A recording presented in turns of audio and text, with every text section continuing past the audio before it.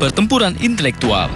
Istilah tersebut pernah dilontarkan Tito Karnavian ketika masih menjabat Kapolda Metro Jaya, menyikapi kasus Jessica yang terus bergulir dan menarik perhatian publik. Artinya, penyidik harus cermat dan cepat menuntaskan kasus Jessica.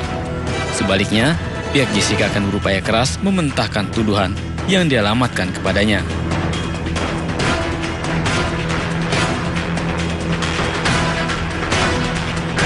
Hampir 6 bulan kasus ini bergulir. Berkas perkara Jessica Kumala Wongso 5 kali bolak-balik dari penyidik ke Kejaksaan Tinggi. Dan akhirnya, 2 hari jelang masa tahanan berakhir, Kejaksaan Tinggi menyatakan berkas acara pemeriksaan Jessica lengkap atau P21. Jessica Kumala Wongso akhirnya diserahkan penyidik ke Kejaksaan Negeri Jakarta Pusat untuk menjalani proses hukum selanjutnya, yaitu proses peradilan. Insya Allah sesuai dengan protap yang ada di lingkungan kami, saya akan mempersiapkan jaksa-jaksa yang menurut kami memiliki kualifikasi yang handal. Satu lagi ya. Nanti akan kami siapkan dan rekan-rekan akan tahu itu 16A-nya. Direncanakan gabungan. Ya, dari Kejati dan Kejaksaan Negeri.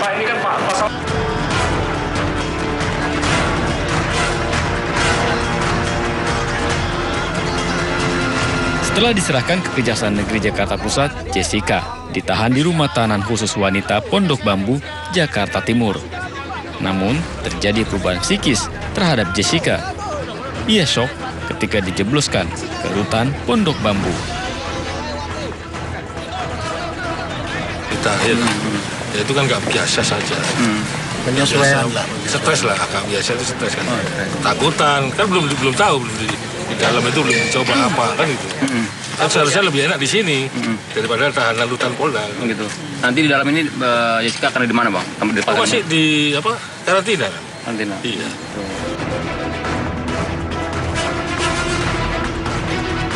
Sebelumnya, beberapa bukti yang dilengkapi penyidik dalam BAP Jessica selalu dimentahkan Kejaksaan Tinggi. Bukti-bukti baru yang dilengkapi penyidik antara lain hasil penyelidikan ke Australia, track record Jessica, dan keterangan ahli soal racun sianida. Berkas kasus pembunuhan Wayan Mirna Salihin dengan tersangka Jessica Kumala Wongso pertama kali dilimpahkan pada 18 Februari 2016. Namun pada 24 Februari, Kejaksaan Tinggi DKI mengembalikan berkas kepada penyidik. Untuk kelima kalinya pada 18 Mei, penyidik kembali melimpahkan berkas perkara Jessica kepada Kejaksaan Tinggi DKI Jakarta.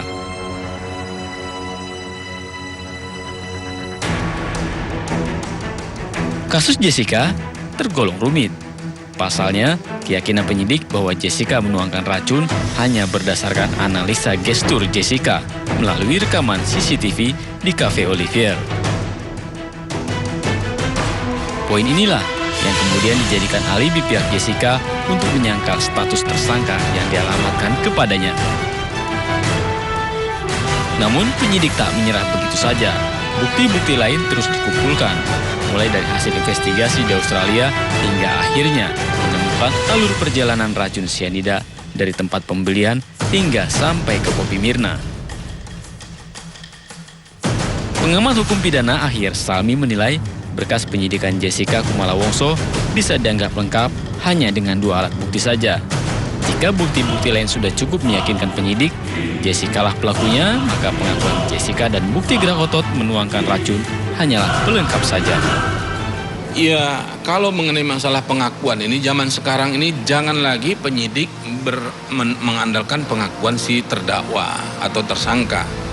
Nggak lagi, tentu kan ada alat-alat bukti yang lain yang cukup, dia nggak bisa lagi, nggak harus dia mengaku.